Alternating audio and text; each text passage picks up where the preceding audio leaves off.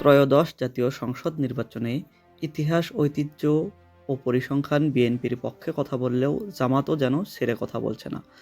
বগুড়া ৪ কাহালু নন্দীগ্রাম মার্চপথ দাঁড়িপাল্লায় দেখা গেছে জামাত কর্মীদের দীর্ঘ ২ কিলোমিটারের বিশাল শোডাউন। শনিবার সকাল ১১টায় ইসলামী ছাত্র শিবিরের আয়োজনে কাহালু রেলওয়ে বটতলায় মিছিল পূর্ববর্তী সংক্ষিপ্ত সমাবেশে ছাত্র শিবিরের বগুড়া জেলা পশ্চিম সভাপতি সাইয়েদ কুতুব সাব্বিরের সঞ্চালনায় প্রধান অতিথির বক্তব্য রাখেন ইসলামী ছাত্র শিবিরের কেন্দ্রীয় সভাপতি নুরুল ইসলাম সাদ্দাম।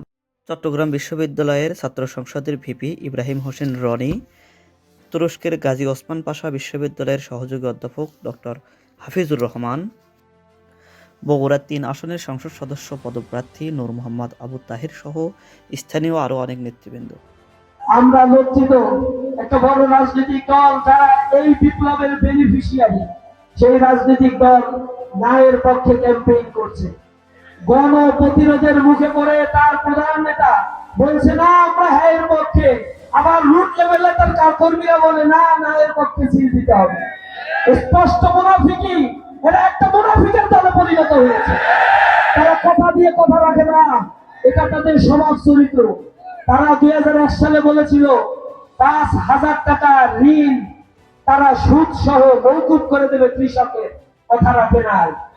আবার এই বছর বলছে ১০,০০০ টাকা সুদ সহ ঋণ মৌকুব করে দেবে কৃষকের। যারা ১ সালেই কথা রাখে নাই তারা এসে ২৬ সালে কথা রাখবে?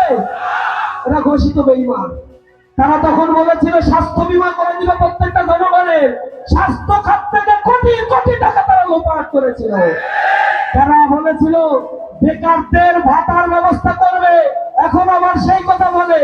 ১ সালে তারা তাদের কথা রাখে নাই, আবার যে তারা ভণ্ডামি শুরু করছে এতে কোনো সন্দেহ নাই। সুতরাং তাদের এই কথা কেউ বিশ্বাস করে না। আমরা স্পষ্ট ভাবে বলতে চাই, আপনারা যে মিথ্যা আশ্বাস দিচ্ছেন, আপনাদের ১০ বছরের শাসনামল জনগণ দেখেছে। এই ১০ বছরে আপনারা দুর্নীতিতে বাংলাদেশকে চ্যাম্পিয়ন করেছিলেন। একবার দুইবার না, তিনবার সারা পৃথিবীর মধ্যে ১ নম্বর অবস্থানে ছিল বাংলাদেশ। ২০০৫-৬ সালের দিকে বিভিন্ন জায়গায় বাসা থেকে টাকা নেওয়া হতো যে বিদ্যুৎ দেওয়া হবে। এরপরে আসতো ৫ মাস পরে, ৬ মাস পরে একটা ঠেলাগাড়ি আসতো, ঠেলাগাড়িতে আসতো খাম্বা আসে, বিদ্যুৎ আর আসে না। তো আমরা এই ধরনের কোনো প্রলোভন চাই না।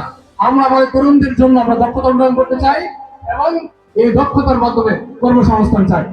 আমাদের গ্রামগুলোতে একদিকে মাদক ছড়িয়ে দেওয়া হয়েছে, অপরদিকে কিশোর গ্যাংকে তারা নির্যাতন করা হচ্ছে।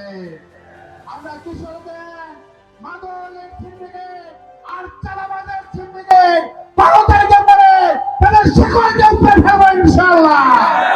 আর মনে আছে আমি যখন বিভিন্ন এলাকায় যাই, তাদের একটাই দাবি, তাদের মসজিদের পুকুর দখল করা হয়েছে, মন্দিরের শ্মশানের পুকুর দখল করা হয়েছে, স্কুলের পুকুর দখল করা হয়েছে, গ্রামের পুকুর দখল করা হয়েছে। এই দখলবাজি কাহলন নিগমে আর মেনে নেওয়া হবে না। ১২ তারিখের মধ্যে খেয়ে দেবো, এই জুলুমবাজ পুকুর দখলকারীদের কোনো জায়গা কাহলন নিগমের হবে না।